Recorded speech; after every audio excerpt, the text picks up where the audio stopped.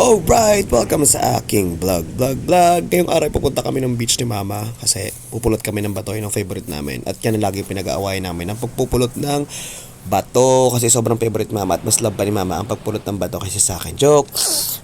At kaya tinulungan ko na lang siya magpulot ng mga bato.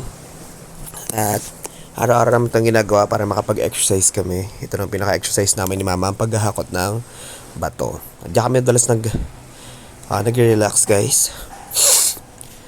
At syempre, bibili kami ng ulam, kaya medyo tatawirin namin tong ano na to. Kung saan nagsasalubong ang alat at saka tabang. Medyo nakakatakot nga, parang ang dumi kasi ng tubig guys. Ayan si tatay, kung makikita nyo madalas ng isda, ayan, bigay lang sa kanya yan, sa mga kaibigan niya mangingisda. At syempre, dahil wala kaming ulam, bibilisan namin tumawid. Baka maubusan kami. Diyan kami bumili kay tatay sa nag-aisang lambat. At ang available na isda na nabili namin ay sapsap. Ang sapsap ay isa sa mga paborito namin isda, guys. Pwede palang ilagay sa bag, tay? Ha? Pwede pala ilagay sa bag? Oo ha? Nakamabutas. Nakamabutas. Nahulog nga ba yan? Butas man itong bag ko.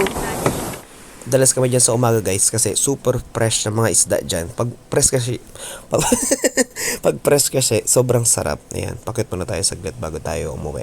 At dahil dyan, gutom na ako. Siyempre, hakutin ko na yung mga hinakot ko mga bato papunta sa bahay. Siyempre, dagdag pataas din niya kasi madalas bumaba sa amin. Pauwi na kami guys kasi medyo gutom na ako.